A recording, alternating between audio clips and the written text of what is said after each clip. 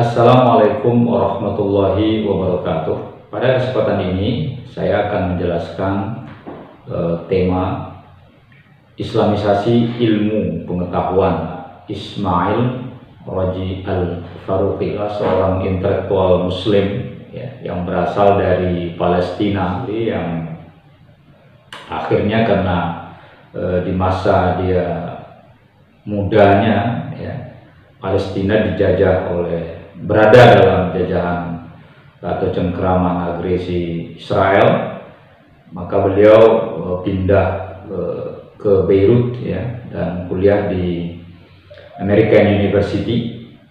Lalu kemudian juga dari Beirut dia akhirnya hijrah ke Amerika Serikat.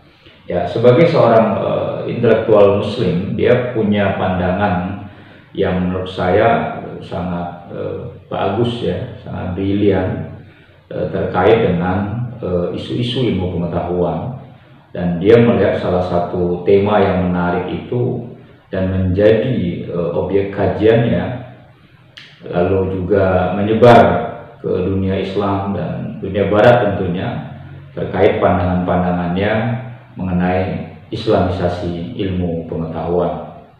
Sebenarnya yang membahas tentang Islamisasi ilmu pengetahuan ini selain beliau, yang terkenal itu ada satu lagi, yaitu Naqib Al-Lattas, aslinya orang Indonesia di Bogor, lalu menjadi warga negara Malaysia dan tinggal di Malaysia.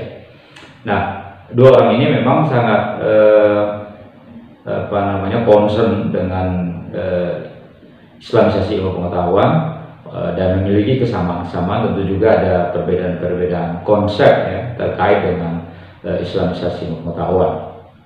Namun saya akan fokus saja membahas pandangan Ismail Raji Al-Faruqi tentang Islamisasi ilmu pengetahuan.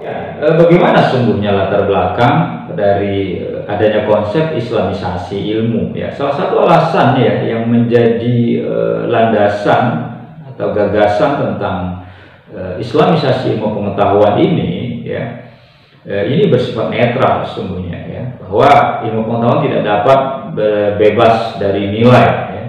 Ilmu sosial juga tidak bisa bebas dari nilai. Pengetahuan dan ilmu pengetahuan yang ada di dunia, termasuk dalam dunia Islam, telah diwarnai oleh westernisasi, pengaruh Barat, seakan ilmu pengetahuan itu hanya milik Barat. Ketika dulu dicetuskan awal oleh para filsuf Yunani, dari Socrates, kemudian Plato, muridnya Aristoteles, dan filsuf-filsuf filsafat Barat modern, ini Descartes, misalnya, kemudian ada John Locke, ada David Hume, dan banyak filsuf-filsuf lain, termasuk juga dalamnya tentu Immanuel Kant, di mana mereka juga para filsuf-filsuf Barat yang memberikan pandangan kritis terhadap dunia kefilsafatan, dan kita selama ini selalu beranggap demikian.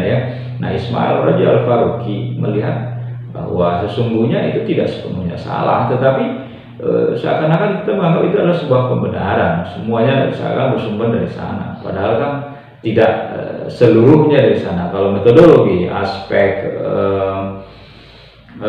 dasar-dasar berpikir filsafat, memang kita harus akui, kita belajar dari Yunani bahwa transfer ilmu dari Yunani ke Islam itu adalah sebuah fakta sejarah yang terjadi pada kita. Tetapi bukan berarti bahwa Barat itu menurut beliau itu segala-galanya.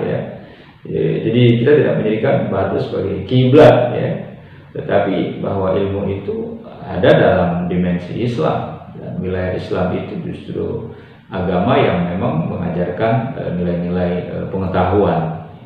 Menurut Ismail Raji Al-Faruqi, beliau cukup prihatin. Kenapa? Karena Islam saat ini menurut dia berada dalam posisi lemah. Kaum muslimin berada dalam ketertinggalan, baik dalam ilmu pengetahuan dan peradaban. Dan dengan kondisi seperti itu, tidak mengherankan bahwa umat Islam berada dalam keterbelakangan, dan ini fakta sejarah untuk saat ini. Ini di luar dari golden age, di mana di abad ke-7 sampai ke-13 itu adalah masa kejayaan ya Islam ya. Tapi setelah itu begitu pintu ijtihad ditutup, kemudian satu persatu wilayah-wilayah Islam yang tadinya berdiri sendiri lalu banyak yang terpecah, kemudian Barat masuk dan menjajah negara-negara Islam yang notabene tadinya adalah negara-negara yang secara peradaban, secara pengetahuan mengalami kemajuan ya. Bisa kita lihat misalnya di Cordoba di Spanyol, di Andalusia ya. Kemudian di Granada, Islam di wilayah Spanyol dulu berkembang pesat ya.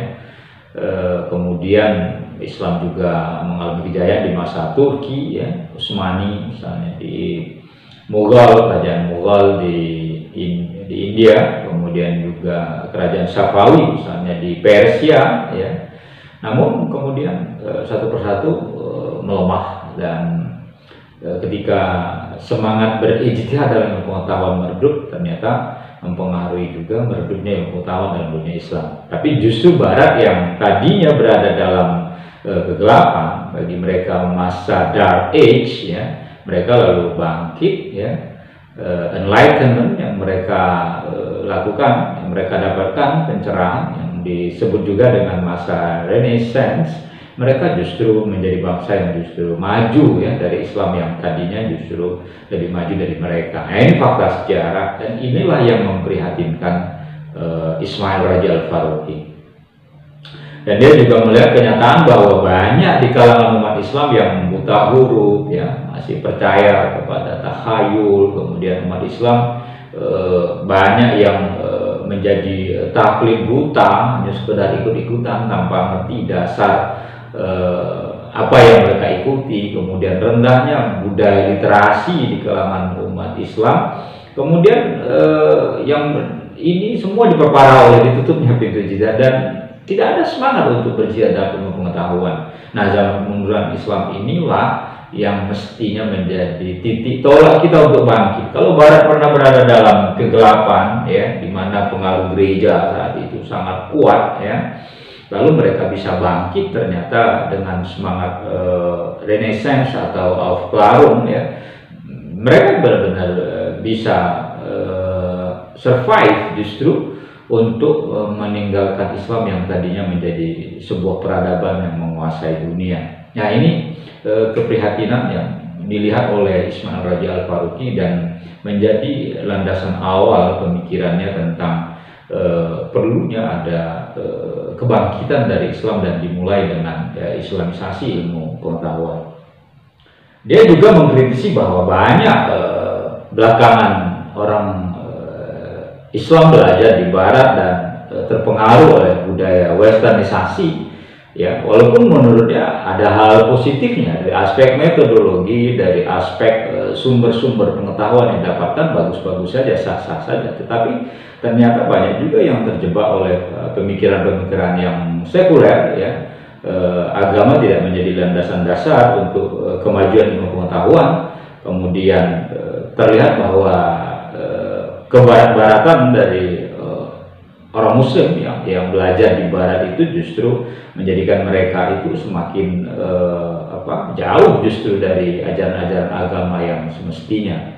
Nah, karena itulah Ismail Raja Al-Faruqi membuat sebuah gerakan Islamisasi ilmu pengetahuan ini, yaitu dalam rangka menghilangkan kemunduran atau keterbelakangan umat Islam dengan cara mengislamisasikan pengetahuan atau dengan melakukan sebuah akulturasi pengetahuan, sehingga apa yang dikonsepsikan bahwa ilmu pengetahuan yang bersifat kebaratan itu mengandung dualisme tersebut bisa dilebur ya dengan ajaran tauhid ya, tentu sesuai dengan semangat dan spirit Islam itu sendiri.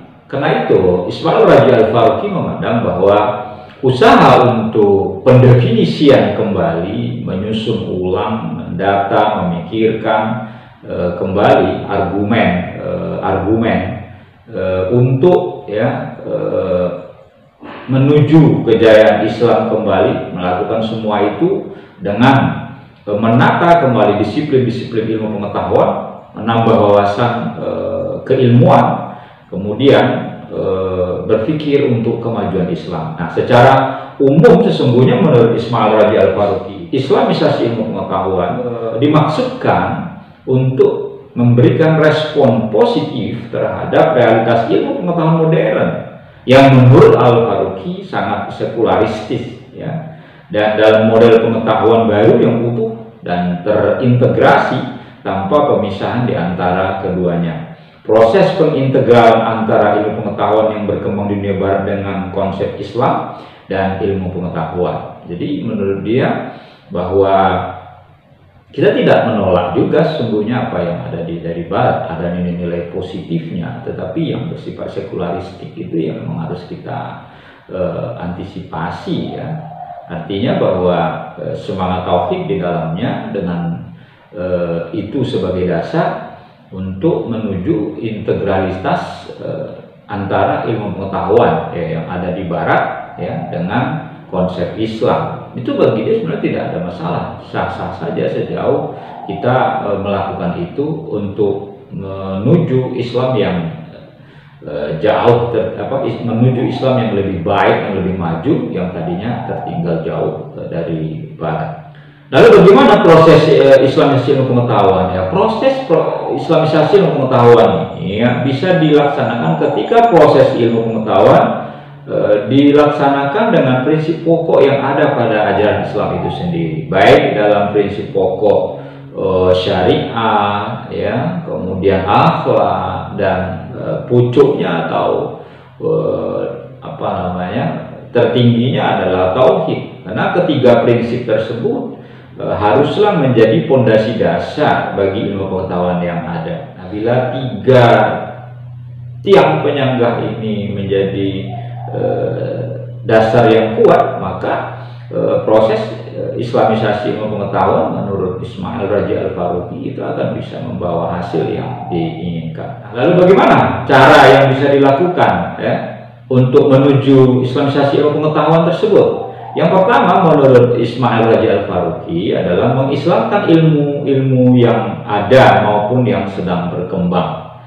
Jadi menurut beliau, ya, dengan pandangannya Islamisasi ilmu pengetahuan ini, cara yang pertama dilakukan adalah mengislamkan ilmu pengetahuan yang ada maupun yang sedang berkembang. Jadi menurutnya ilmu pengetahuan yang ada dari batu tidak berciri Islam, tidak sesuai dengan semangat Islam, maka kita Islamkan dulu, ya, ilmu-ilmu itu, ya, bukan maksud mensyahadatkannya, tidak, ya, tetapi tidak bertentangan dengan spirit Islam, ya, bahwa ilmu pengetahuan itu sesungguhnya nilai-nilai yang diajarkan sebagai kebaikan, tetapi ketika mengarah kepada kesombongan, mengarah kepada arogansi, ilmu yang dimiliki itu untuk membuat orang lupa diri, kemudian menganggap mereka menganggap bahwa ilmu pengetahuan itu adalah Tuhan jadinya, kan. Karena sekarang itu juga ada agama, misalnya Scientology kalau tidak salah, itu sebuah pandangan yang mengatakan bahwa, ya, Tuhan itu ada ilmu pengetahuan, ya, jadi mempertuhankan ilmu pengetahuan. Nah, mungkin ini salah satu gagasan atau cara yang dilakukan oleh Ismail Raji Al-Faruqi supaya tidak menuhankan ilmu pengetahuan. Karena ilmu pengetahuan itu kalau berada di tempat yang tepat dengan dasar tauhid, kemudian syariah dan akhlak, itu dia akan membawa kemaslahatan bagi semua orang. Tapi ketika dia berada di tangan orang yang salah, nah, yang terjadi kemudian adalah mereka mendewakan ilmu pengetahuan sehingga lupa bahwa ilmu pengetahuan itu sebenarnya berasal dari semuanya dari Sang Pencipta kita. Lalu cara yang kedua adalah mengilmukan Islam. Mengilmukan Islam itu adalah bahwa Islam itu adalah sebuah ilmu yang tidak akan pernah habis untuk kita pelajari. Sumbernya jelas Al-Quran, ya. Al-Quran itu mengajarkan tentang dasar-dasar kita berpengetahuan. Al-Quran itu mengajarkan kita bagaimana kita menggali ilmu pengetahuan, dan bagaimana pula kita menjadikan ayat pertama turun itu adalah sebenarnya ayat yang berdasar pada konsep ilmu pengetahuan. Kita tahu Iqra itu kan baca, ya. Itu kan sebenarnya mengajarkan kepada kita membaca realitas. Kita membaca ayat-ayat qauliyah Al-Quran ini, kita membaca apa yang kita tulis, ya, dan menulis apa yang kita baca. Prinsip dasarnya kan sudah jelas itu. Sehingga kalau kita pikirkan secara religius, dengan semangat religius, bahwa Al-Quran tidak hanya sekedar berpahala kita membacanya, apalagi mengamalkannya, tetapi yang lebih penting lagi bahwa spirit dari Al-Quran itu adalah ilmu pengetahuan, ya. Bahkan ayat yang pertama bukan bicara tentang ibadah, sholat, puasa, zakat, enggak, ya. Tapi justru sebelum kita ibadah, sebelum kita sholat, sebelum kita mengerti cara beribadah kepada Allah tuh, kita belajar dulu, baca dulu biar kita punya gambaran, punya wawasan. Gimana mau kita tahu ibadah yang benar? Bagaimana kita tahu cara berhubungan dengan Tuhan? Ya, kalau kita tidak belajar dulu, membaca dulu, ya. Nah, karena itu mengilmukan Islam itu artinya bahwa Islam itu dasarnya adalah ilmu pengetahuan. Kalau sederhana ya, saya setuju dengan ini bahwa Islam itu adalah agama yang berdasarkan ilmu, dan dalam Islam itu memang ada sumber-sumber pengetahuan yang bisa kita dapatkan. Buktinya bahwa apa yang ada dalam Al-Quran itu adalah sebuah kenyataan, ya. Bagaimana kenyataan bahwa kalau kita ditantang oleh Allah, kalau kalian bisa menembus langit dan bumi, silakan. Kalian tidak akan bisa atau tanpa sultan, tanpa sains dan teknologi. Ya, bagaimana fakta-fakta yang disampaikan oleh Al-Quran tentang Fir'aun, tentang air laut yang satu tawar, yang satu asin, yang tidak bertaut satu sama lain ada dalam Al-Quran. Ini kan fakta-fakta ilmiah tentang kebenaran Al-Quran yang ada di dunia ini dan bisa kita lihat semuanya. Atau kita melihat bagaimana lapisan bumi yang 7 lapis itu disebut oleh Al-Quran, ya, karena langit dan bumi 7 lapis, dan faktanya para saintis yang menemukan fakta itu bahwa bumi itu memang terdiri dari 7 lapis. Nah, jadi mengilmukan Islam itu adalah sebuah kenyataan sesungguhnya, dan dengan dua cara ini menurut saya apa yang dilontarkan oleh Ismail Raja Al-Faruqi memberikan wawasan kepada kita bagaimana kita mengislamkan ilmu pengetahuan dan mengilmukan Islam. Kemudian Al-Faruqi ingin menegaskan kepada kita bahwa tauhid itu sebagai landasan ilmu pengetahuan, ya, bahwa tauhid atau mengesahkan Allah atau keesaan Allah itu adalah suatu dasar, ya, bagi kita sebagai unsur ketuhanan, ya, esensi dari segalanya, baik ibadah kita, hubungan sosial kita, sebaiknya dan semestinya berlandaskan tauhid ini. Bagaimana menciptakan ilmu pengetahuan itu tentu landasan kuatnya harus bersifat tauhid dan menjadikan tauhid sebagai pijakan kita. Orang yang beragama, orang yang berilmu pengetahuan, ketundukannya pada Tuhan, ya, kesolehannya berbanding lurus dengan pengetahuan yang luas, dia akan menjadi benar. Tapi sebaliknya kalau bukan dasar agama, dia berpengetahuan, ya, itu tadi membuat orang akhirnya arogan, orang merasa sombong, terkabur dengan ilmu yang dimilikinya karena landasan tauhid tidak dimilikinya, sehingga ilmu pengetahuan bukan untuk kebaikan, kadang-kadang berada di tangan yang salah, gunanya, tujuannya hanya untuk menghancurkan sesamanya. Kemudian integrasi kebenaran Islam dan kebenaran pengetahuan, bahwa kebenaran dalam Islam haruslah diintegrasikan dalam nilai-nilai kebenaran ilmu pengetahuan. Artinya kebenaran ilmu pengetahuan di sini kita kenal sebagai kebenaran yang sesuai dengan hukum-hukum logika, ya, yang dijadikan sebagai patokan tolak ukur standar kebenaran, ya, dalam filsafat misalnya, seperti itu yang kita pahami. Ya, demikian pandangan Ismail Raja Al-Faruqi, seorang pemikir muslim dengan konsep islamisasi ilmu pengetahuannya, dan kita boleh setuju boleh tidak, tapi kita mengapresiasi bagaimana ia mencoba memberikan satu pandangan yang kritis bahwa islamisasi ilmu pengetahuan itu adalah sebagai sebuah proyek yang bisa kita jadikan sebagai ladang kajian kita bersama, dan dia sudah mencoba memberikan sumbangan itu kepada kita, tinggal kita mengkritisinya dan kita ambil nilai positif di dalamnya. Dan kalaupun kita tidak setuju dan pandangan itu sah-sah saja dalam teori ilmu pengetahuan, ya, dalam ilmu pengetahuan itu hal biasa, ya, ada pro dan kontra. Tapi paling tidak dia sudah memberikan wacana baru bahwa perlu ada islamisasi ilmu pengetahuan. Semoga ada manfaatnya. Assalamualaikum warahmatullahi wabarakatuh.